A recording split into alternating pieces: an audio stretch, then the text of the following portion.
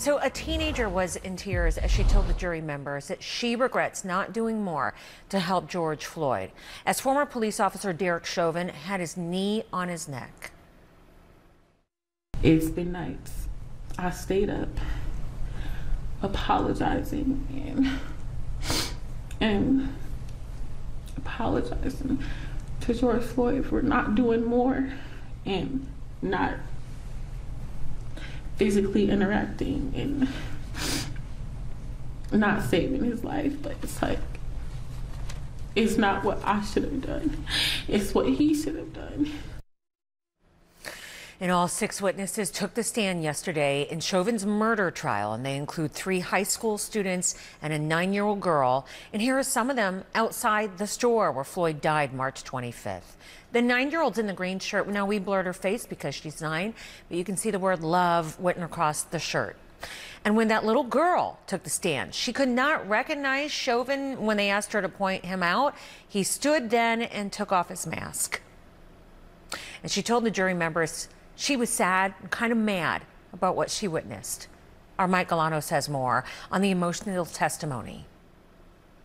Robin, an emotional day 2 of testimony. Once again, front and center for that jury, the video of George Floyd's final moments of life. So they're dealing with that, and also hearing from 4 minors who were underage at the time of this event.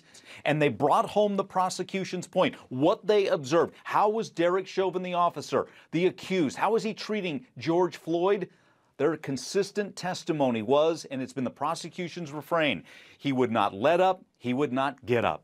I saw him kind of digging his knee into his neck more.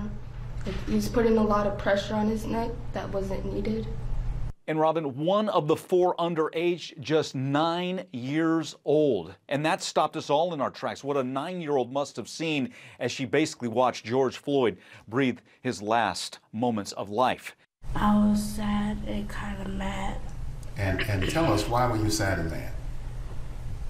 Because it felt like he was stopping his breathing, and it's kind of like hurting him. And Robin, the day wrapped up with Genevieve Hansen on the stand, an off-duty EMT who was on the scene. She wanted to help George Floyd, yet was not allowed to. And she testified about that and her desperate frustrations, and did it through tears. I had access to a call similar to that.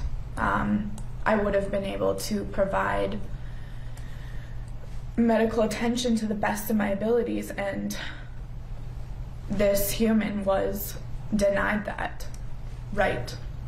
But Robin, it got very contentious in cross-examination between Genevieve Hansen and the defense attorney, to the point where the judge had to admonish her, telling Genevieve Hansen, do not argue with counsel and do not argue with the court. Our panel, even at the end of the day, debated back and forth. Did that hurt her credibility, as she was so much different in her demeanor with the prosecution and the defense? Well, she's going to be back on the stand at 10 a.m. More cross-examination. Will there be more fireworks? We'll have it for you. Gavel-to-gavel coverage beginning at 10 a.m. A high school teenager says that she felt powerless when she was watching former police officer Derek Chauvin kneel on the neck of George Floyd. It was difficult because I felt like there wasn't really anything I could do as a bystander. The highest power was there, and I felt like I was feeling it. Live to Minneapolis now. Good morning to Omar Jimenez covering this trial with us. Omar, what more did the witnesses really reveal about what happened the day that Floyd died and their vantage points? Yeah, Robin, this day in court was told through the lens of eyewitnesses, people who were literal steps away from George Floyd as he was pinned under the knee of Derek Chauvin back on May 25th, 2020. Among them, we heard from the teenager who shot the now infamous cell phone video seen around the world and what sparked this entire story. And one of the things that she says still haunts her to this day is she says there have been nights where she's been up apologizing to George Floyd, wishing, thinking that maybe there was something she could have done more. She also talked about the fact that her family is black, her brother, her father, and that it easily could have been one of them that was pinned under Chauvin's knee. And you could hear that emotion in her voice when she testified. We also heard from a man named Donald Williams, who was standing, again, just steps away from George Floyd, who ended up calling the police on the police after George Floyd was loaded into the ambulance, saying that, "I believe I just witnessed a murder." And then the last witness of the day that we heard was an off-duty firefighter and trained EMT, Genevieve Hansen, who was just out for a walk when she happened to end up on the scene. And she talked about how frustrating it was that all she wanted to do was to provide medical care, or at the very least chest compressions, and wasn't able to do so. And she broke down in tears over the idea of maybe she could have done something, but wasn't able to. And speaking of her, there was a tense moment between the defense and her. Let's listen to that. We are outside the hearing of the jury. Ms. Hansen, I'm advising you, do not argue with counsel, and specifically, do not argue with the court. Is the cameras off? Are the cameras off? No, they are not. We are on the record. Okay. You will not argue with the court. You will not argue with counsel. Mm-hmm. They have the right to ask questions. Your job is to answer them. I was finishing my answer. I will determine when your answer is done. What led to that? How did things escalate?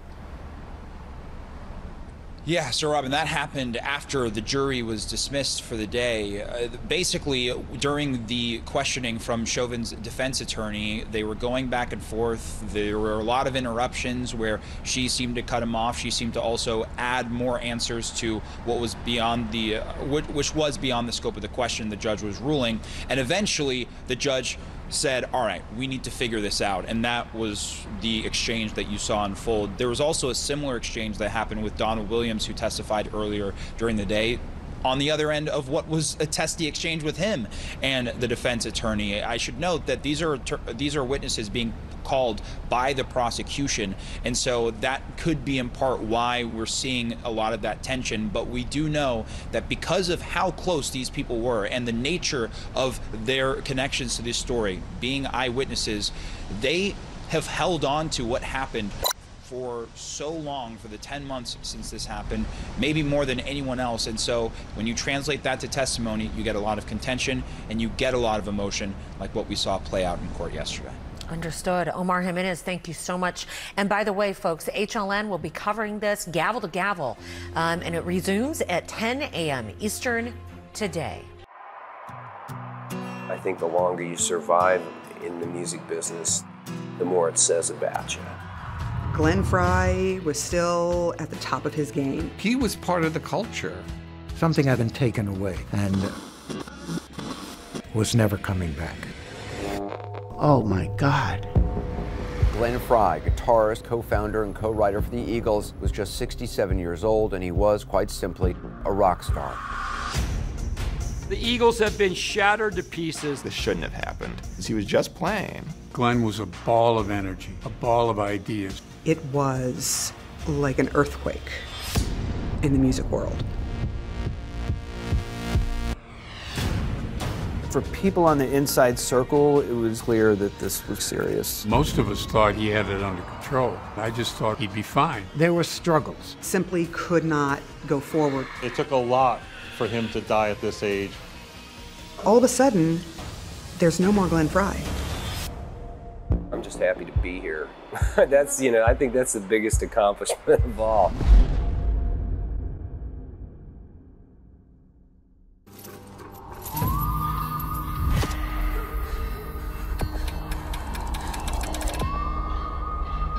Very Scary People, hosted by Donnie Wahlberg. New season starts Sunday, May 2nd at 9 on HLN.